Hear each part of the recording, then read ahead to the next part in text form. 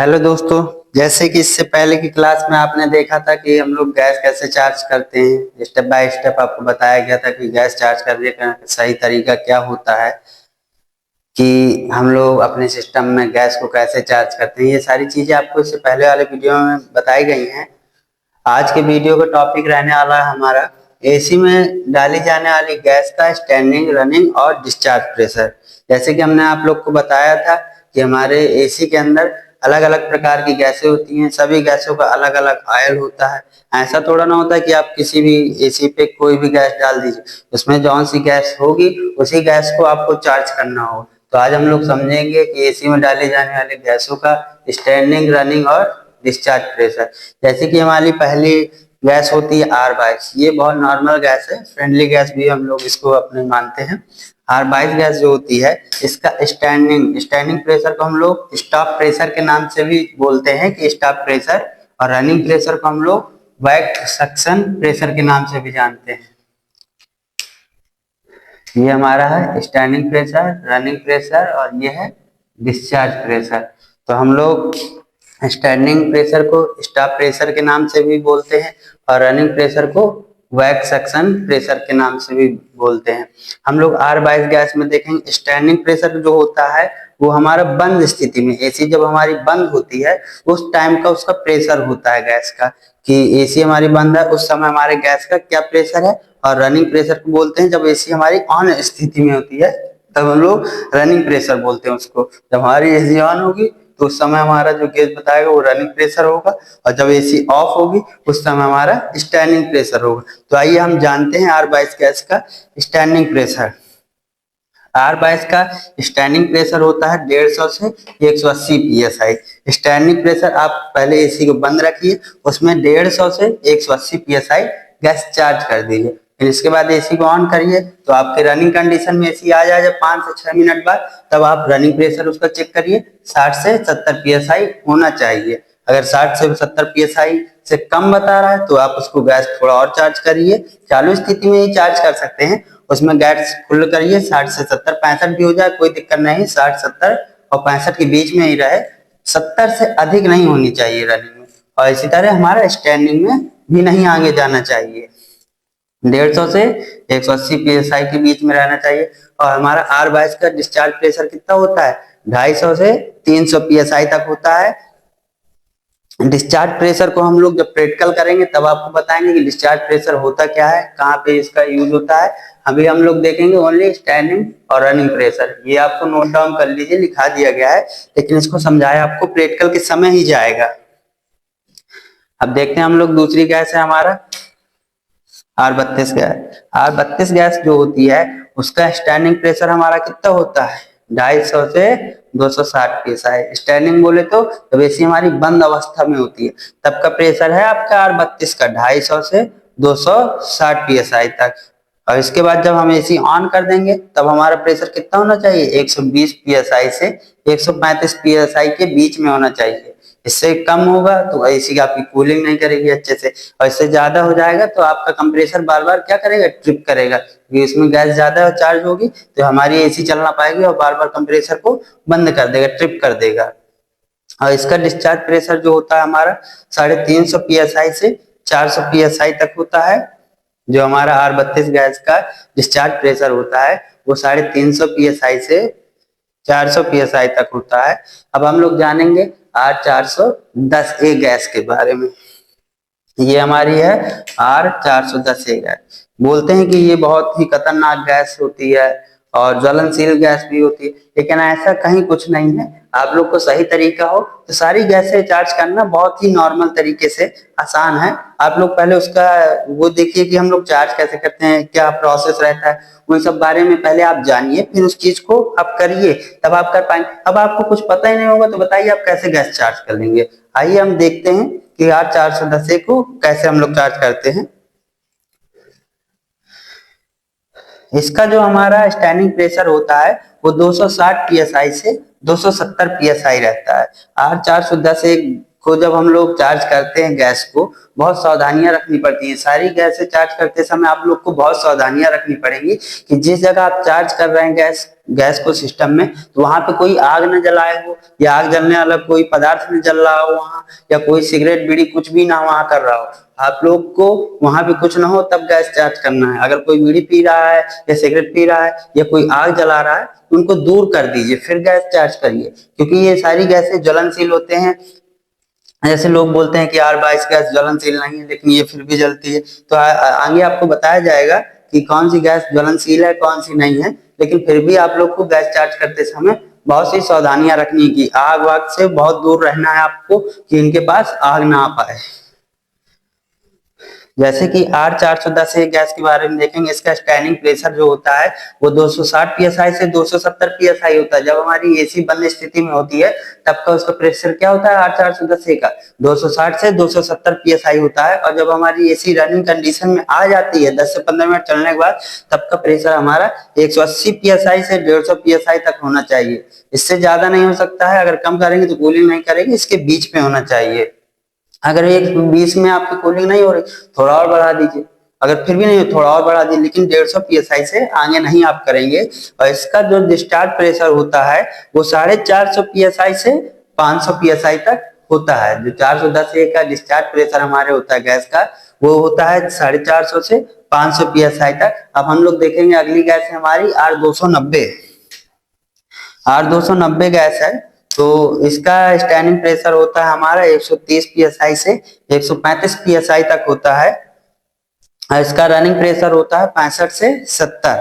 जो हमारी R290 gas है उसका जो हमारा स्टैंडिंग प्रेशर है वो आपका 130 psi से 135 psi तक है, और रनिंग प्रेशर 65 से 70 psi तक है। और R290 का हमारा डिस्चार्ज प्रेशर क्या होता है, तो R290 का हमारा डिस्चार्ज प्रेशर 275 से 300 psi तक होता है। जैसे कि आपको सभी गैसों का स्टैंडिंग तथा रनिंग और डिस्चार्ज प्रेशर बता दिया गया है। आप लोग बढ़िया अच्छे से नोट्स भी बनाते जाइए कि कभी आपको कोई चीज भूले तो आप उसको पलटा के भी देख सकते हैं। अब हम लोग सीखेंगे PSI। बहुत समय से हम लोग सुनते आ रहे हैं कि PSI इतना PSI होना चाहिए, इतना PSI होना चाहिए। आखिर हमको पता भी होना चाहिए कि PSI का पूरा नाम होता क्या है। तो PSI का पूरा नाम होता है पाउंड पर स्क्वायर इंच। हम लोग क्या बोलते हैं PSI का पूरा नाम को, पाउंड पर स्क्वायर इंच। अब आगे हम लोग देखेंगे कि R410 गैस हमारी किन किन चीज से मिलकर बनी होती है। नोट में आप लोग नीचे लिख लीजिए। R410 गैस दो गैसों से मिलकर बनी होती है, जो कि हमारी एक R32 होती है और दूसरी हमारी R125 होती है। दोनों 50-50% मिलके 410 गैस बनता है। इसमें से एक गैस का जो प्रेशर होता है वो हाई होता है और एक गैस का प्रेशर हमारा कम होता है। तो इसलिए हम लोग क्या करते हैं, गैस को उल्टा करके चार्ज करते हैं कि दोनों गैस बराबर पे जाए।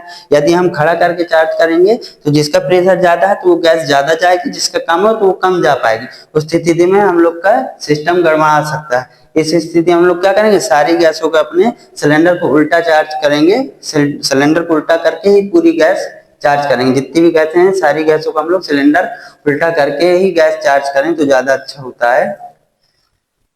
तो जैसा कि आज आप लोग ने देखा आज की क्लास में हमारी की सारी गैसों का हमारा standing pressure, running pressure, discharge pressure बताया गया है कि स्टार्टिंग प्रेशर क्या होता है और रनिंग प्रेशर क्या होता है, डिस्चार्ज प्रेशर क्या होता है, स्टैंडिंग प्रेशर को हम दूसरे नाम से क्या बोलते हैं, रनिंग प्रेशर को दूसरे नाम से क्या बोलते हैं, कौन कौन सी गैसें होती हैं। जैसे कि आप लोग की R22 है, R32 है, R410 है, R290 है।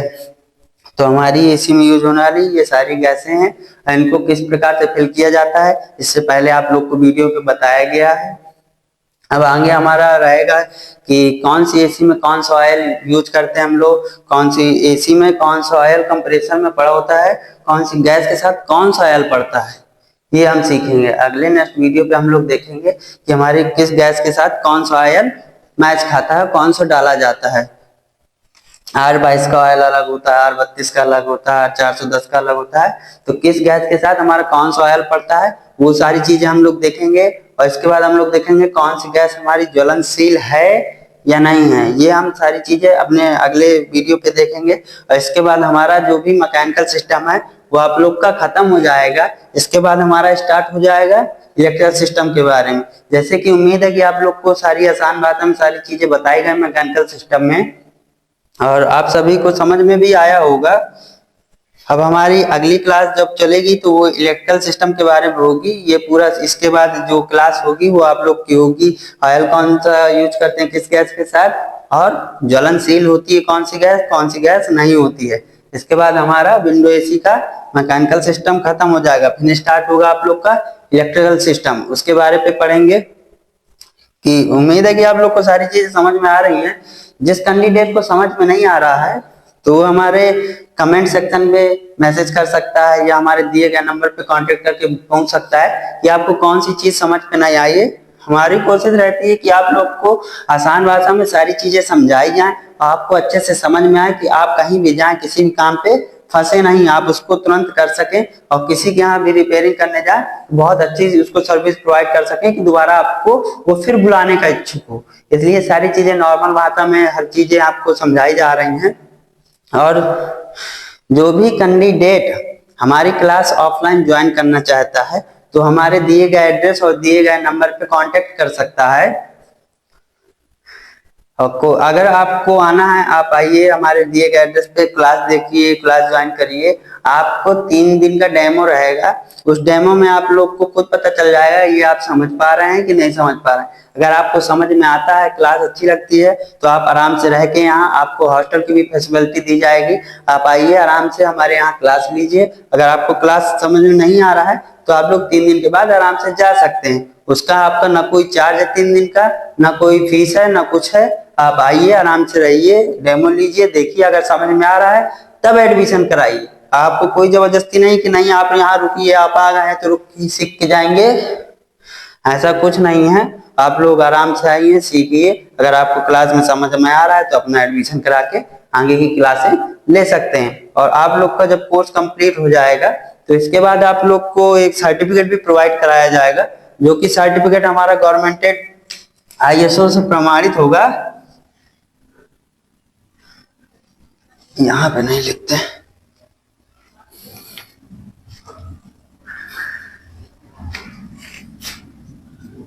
ISO 900/2015 प्रमाणित होगा, जो कि ऑल इंडिया पे हमारा मान होगा सर्टिफिकेट। आप भी किसी प्राइवेट सेक्टर पे जाके कहीं भी इसको आप लोग दे करके अपनी प्राइवेट जॉब ले सकते हैं। 15 से 20 हजार के अंदर की आप लोग को जॉब प्रोवाइड हो सकती है। आप लोग कंपनी पे जाइए, उसको देके अपना इंटरव्यू दीजिए कि हमने सर ये इंस्टीट्यूट से सीखा। हमारी जो भी संस्था है वो एकदम सॉलिड ISO 900/2015 सेक्टर से वेरीफाइड है। जैसे कि आप लोग को हम दिखा रहे हैं, हमारे पास सर्टिफिकेट आपको जो प्रोवाइड कराया जाएगा वो इस तरह का कुछ रहेगा और इसकी कुछ डिटेलें हैं हम आपको नहीं दिखा सकते हैं, तो इस वजह से आप लोग के सामने उस पर स्क्रैच या ब्लर कर दिया गया है, या तो फिर आपके सामने इसको क्या कहते हैं इमेज के द्वारा दिखाई देंगे कि ये आपका सर्टिफिकेट रहेगा कुछ इस प्रकार का रहेगा। जैसे कि आप लोग देख रहे हैं इस सर्टिफिकेट में आपका फोटो होगा और आपकी स्किल्स जो होंगी वो सारी होंगी। आपका नीचे दिए गए पे QR भी रहेगा। अगर आपका इंटरनेट पे आप चेक करना चाहते हैं तो ये पूरा इंटरनेट पे अपलोड रहेगा, अपने फोन से स्कैन करके आप इसको चेक भी कर पाएंगे कि हमारा चढ़ा है कि नहीं चढ़ा है।